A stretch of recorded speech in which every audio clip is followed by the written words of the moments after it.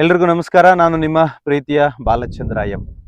ಆತ್ಮೀಯರೇ, ಈ ಪ್ರಕೃತಿಯಲ್ಲಿ ಮನುಷ್ಯ ಕೂಡ ಒಬ್ಬ ಜೀವಿ. ಈ ಪ್ರಕೃತಿನಲ್ಲಿ ಮನುಷ್ಯ ಕೂಡ ಒಂದು ಜೀವಿ ಅಂತ ವಿಜ್ಞಾನಿಗಳು ಕನ್ಸಿಡರ್ ಮಾಡಿದ್ದಾರೆ. ಅಂದರೆ ಈ ಪ್ರಕೃತಿಯಲ್ಲಿ ಎಷ್ಟು ಲಕ್ಷ ಎಷ್ಟು ಕೋಟಿ ಜೀವರಾಶಿಗಳಿದಾವೋ ಆ ಎಲ್ಲ ಜೀವರಾಶಿಗಳಲ್ಲಿ ಮನುಷ್ಯನು ಕೂಡ ಒಂದು ಜೀವಿ. ಆದರೆ ಮನುಷ್ಯನಿಗೆ ಒಂದು ಜ್ಞಾನ ಅನ್ನೋ ಒಂದು ವಿಶೇಷವಾದ ವರ ಮನುಷ್ಯನಿಗೆ ಸಿಕ್ಕಿದೆ.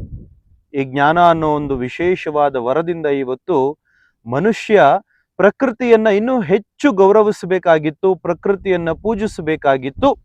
ಆದರೆ ತನ್ನ ಅಹಂಕಾರದಿಂದ ಈ ಪ್ರಕೃತಿಯಲ್ಲಿರುವ ಎಲ್ಲ ಜೀವಿಗಳಿಗಿಂತ ನಾನೇ ಗ್ರೇಟ್ ಅನ್ನೋ ಅಹಂಕಾರದಿಂದ ಇವತ್ತು ಪ್ರಕೃತಿಯನ್ನ ಮೆಟ್ಟಿ ನಿಂತು ಪ್ರಕೃತಿಯನ್ನ ನಾಶ ಮಾಡೋದಕ್ಕೆ ಹೊರಟಿದ್ದಾನೆ. ನಾವು ಚೆನ್ನಾಗಿ ನೆನ್ಪಿಟ್ಕೊಳ್ಬೇಕು, ವಿಧಿಗೆ ಮತ್ತು ವಿಧಾತನಿಗೆ ಸವಾಲು ಹಾಕಿದವರು ಜಗತ್ತಿನಲ್ಲಿ ಉಳಿದದ್ದು ಚರಿತ್ರೆ ಇಲ್ಲ.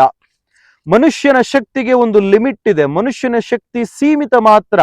ಆದರೆ ಪ್ರಕೃತಿಯ ಶಕ್ತಿಗೆ ಸೀಮಿತ ಅನ್ನೋದಿಲ್ಲ. ನೀವು ಹಿಂದೆ ನೋಡ್ತಾ ಇದ್ದೀರಿ, ಎಷ್ಟೋ ಸಾವಿರಾರು ಟನ್ ತೂಕದ ಮೋಡಗಳು ಗಾಳಿಯಲ್ಲಿ ಹಾಗೆ ತೇಲಾಡ್ತಾ ಇದೆ. ಎಲ್ಲಿ ಬೇಕೋ ಅಲ್ಲಿ ಮಳೆಯನ್ನ ಆ ಮೋಡಗಳು ಸುರಿಸಿ ಹೋಗ್ತಾ ಇರೋದನ್ನ ನನ್ನ ಹಿಂದೆಗಡೆ ನೀವು ನೋಡಬಹುದು. ಇಂತಹ ಅದ್ಭುತವಾದ ಪ್ರಕೃತಿಯನ್ನ ಮನುಷ್ಯ ಉಳಿಸ್ಬೇಕಾಗೇನಿಲ್ಲ, ಕೆಡಿಸದೇ ಇದ್ರೆ ಸಾಕು.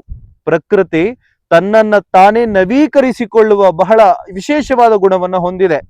ನಾವು ನಾಶ ಮಾಡದೇ ಇದ್ರೆ ಸಾಕು, ಪ್ರಕೃತಿ ತನ್ನನ್ನ ತಾನೇ ನವೀಕರಿಸಿಕೊಳ್ತಾ ಹೋಗುತ್ತೆ. ಅದ್ರ ಜೊತೆಗೆ ಮನುಷ್ಯ ಪ್ರಕೃತಿಯಲ್ಲಿರೋ ಎಲ್ಲ ಜೀವಿಗಳನ್ನ, ಎಲ್ಲ ಜೀವಕೋಟಿಗಳನ್ನ ಗೌರವಿಸ್ತಾ ಬದುಕಬೇಕು. ಯಾಕೆಂದ್ರೆ ಅವುಗಳ ಹಾಗೆ ತಾನೂ ಕೂಡ ಒಂದು ಜೀವಿ ಅನ್ನೋದನ್ನ ಮನುಷ್ಯ ಯಾವತ್ತಿಗೂ ಕೂಡ ಮರಿಬಾರದು. ಭಾರತೀಯ ಸಂಸ್ಕೃತಿ ಹುಟ್ಟಿದ್ದು ಪ್ರಕೃತಿಯ ಮಡಿಲಲ್ಲಿ. ಭಾರತೀಯ ಜ್ಞಾನ ಪರಂಪರೆ ಉದಿಸಿದ್ದು ಪ್ರಕೃತಿಯ ಮಡಿಲಲ್ಲಿ. ವೇದಗಳು, ಉಪನಿಷತ್ತುಗಳು, ಪುರಾಣಗಳು, ಸ್ಮೃತಿಗಳು, ಮಹಾಕಾವ್ಯಗಳು ಜನಿಸಿದ್ದು ಪ್ರಕೃತಿಯ ಮಡಿಲಲ್ಲಿ. ಆದ್ದರಿಂದ ಎಲ್ಲಿಯವರೆಗೆ ನಾವು ಪ್ರಕೃತಿಯ ಮಡಿಲಲ್ಲಿ ಇರ್ತೇವೋ ಅಲ್ಲಿಯವರೆಗೆ ನಾವು ಬಹಳ ಸೇಫ್.